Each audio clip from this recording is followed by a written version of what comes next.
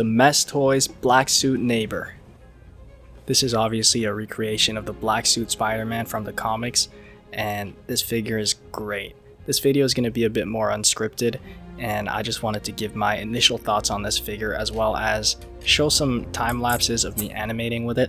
For me, the best way to get to know a figure is to just animate it. Animating just allows me to see how well the figure moves in terms of its range of motion. It also shows me just how good it looks, in person, but as well on the screen with the footage that I record. And it also makes me usually make use of all the accessories that the figure has. So accessory wise, that also gets judged when I'm animating because, for example, I had to make Spider-Man swing with his web, and I had to make do with the web effects that came with the figure. So I didn't really plan out the animation. I just started off of comic panels that I saw. I was looking for inspiration in some of the old comics where the black suit appears. And of course, you got to start out with this classic pose where he's looking at his hands. He's like, oh, what is this suit? He's talking about it. It's the first appearance of the black suit, right? In my mind, I was just gonna see where I can take that pose, from that pose, looking at his hands, and then he goes and leaps into action.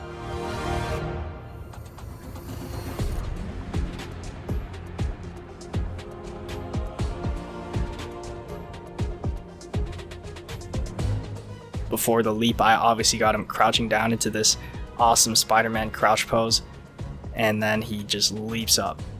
This type of jump, especially with the way that he kind of spins in the air as he ascends, is inspired by the PlayStation Spider-Man game. It's got that ability where you can jump up after holding the jump button and you get a lot of vertical distance. So here I've attached it to my custom-made stop motion stand, which I have a video on if anyone wants a tutorial to make one of these. Unfortunately, you might not be able to see the stand super clearly in this particular video, because I'm covering it with the green screen, a green piece of paper. And the point of that is just to help me key it out. Since the arm of my stand is black and the figure's black, it'll be really hard for me to key out the arm only, and I'll end up accidentally erasing some of Spider-Man's arms and legs. So yeah, after he leaps up into the air, what are you gonna do as Spider-Man once you're up high in the air? You gotta shoot out a web, right? We know the symbiote or the black suit shoots its webs out from on top of the fist. Obviously, the figure doesn't even come with whipping hands, so that's what I did, have him shooting that web. And this shooting web pose, I really wanted to get a nice pose, a nice classic Spider-Man leg up, shooting the web forward.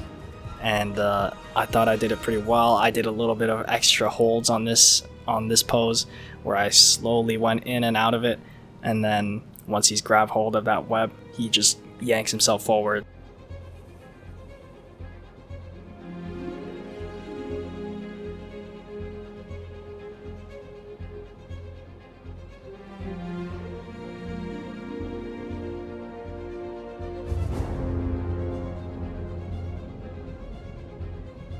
This next scene is just a classic web swinging scene, just with the stand holding up my figure here, and then I have him shooting out a web, which I figured I would do most of it in post, and then he grabs hold of that web, and then once he grabs the web, I decided to just use the web effect that came with it, which did work really well. I just had to make sure that it looks like the web is coming or stuck to something, right, as he's hanging off of it and traveling along the path of that arc. This is probably one of the simpler scenes that I did, and it was a lot of fun.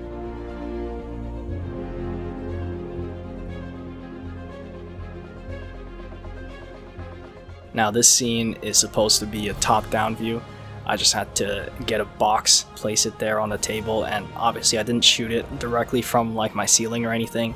I decided to shoot it from the side as my stand holds up my figure here and try to make it look like Spider-Man is swinging up towards the camera. And I thought this would be just a cool shot I could do.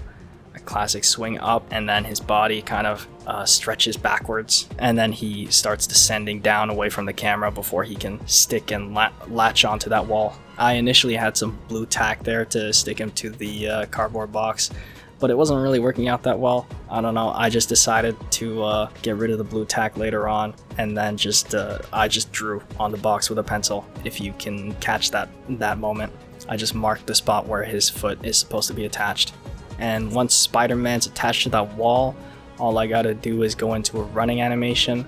And what you gotta be most careful of for running animations is keeping that foot placement, that foot planted when it's supposed to be planted. so it's important to mark where your foot is supposed to stay or use blue tack, something, you know. And I just had him move towards the camera with the little run animation. I had a blue sheet of paper to cover the arm to make it easier for keying, but I actually forgot it in a couple of frames, which made my life a little bit harder in post-production. So this final scene is him after he's run up to the top of the building. I just put the box down on its side, and I figure I won't show, obviously, that the box is not that tall from this angle. And I got Spider-Man running up, all his momentum, sending him upwards, and I wanted to do a cool flip here. And this took a lot of messing around with my stop motion arm, and as well as with the paper that I'm using to mask out the arm. It was a challenge to try and mask out the arm and not actually hide the action figure. Arguably, I should have detached the arm and then reattached it somewhere else, but for me, attaching it on the back was just the simplest thing, and leaving it there was ideal. But yeah, I'm really happy with how this scene turned out. It's one of the more complex scenes out of the sequence, and I wanted to do a nice, like, wide shot, zoomed out, cool acrobatic move that Spider-Man is supposed to do, right? So that's what I was aiming for. I tried to do a flip, and this is also, once again, kind of inspired by the PlayStation Spider-Man game. There's this move that once you run up a building, you got all your upwards momentum, you have the option of hitting a button, and then he'll throw out a web, attach it to the corner of the building, and then using that web kind of swing himself forwards just to convert your upwards momentum to forwards momentum. So that's what I was trying to recreate. I don't know if I got the physics completely right on it, but I still think it just looks cool to have Spider-Man do something acrobatic before going into a nice Spider-Man pose landing. This scene in particular took me over 2 hours to animate, which I guess it's not that long for stop motion, but it is pretty long considering how short the actual shot is. So yeah, this is just my first time messing around with the figure and actually animating with it. So far, I've got some good things to say about the figure. The articulation on this thing is actually crazy. It can just hit insane poses, and from what I've seen, it might even have better range than the original Revoltech 2.0 Spider-Man. I can't verify that though, because I don't have that one, but I do have the Revoltech Black Panther, and I do find this one has better range than that one. Although it is Spider-Man, it's a little bit more lanky. But yeah, articulation is crazy. I like how tight the joints feel, though they are too tight in some places. It's just great all around to have tighter joints than looser ones. The look is amazing. I love the matte finish.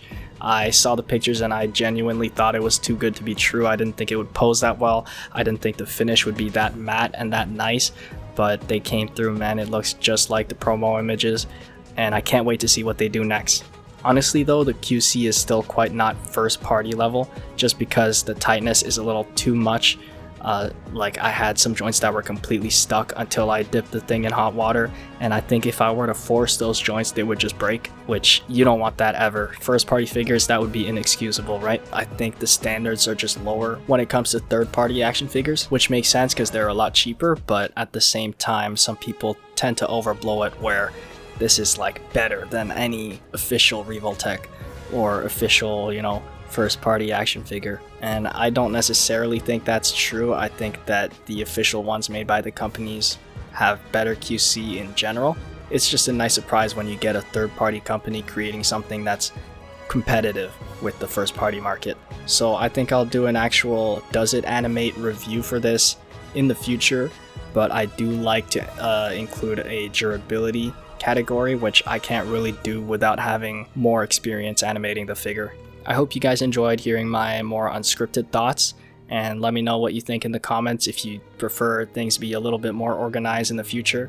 But yeah, until next time, I hope you enjoyed the video. Like and subscribe if you enjoyed. Thank you for watching.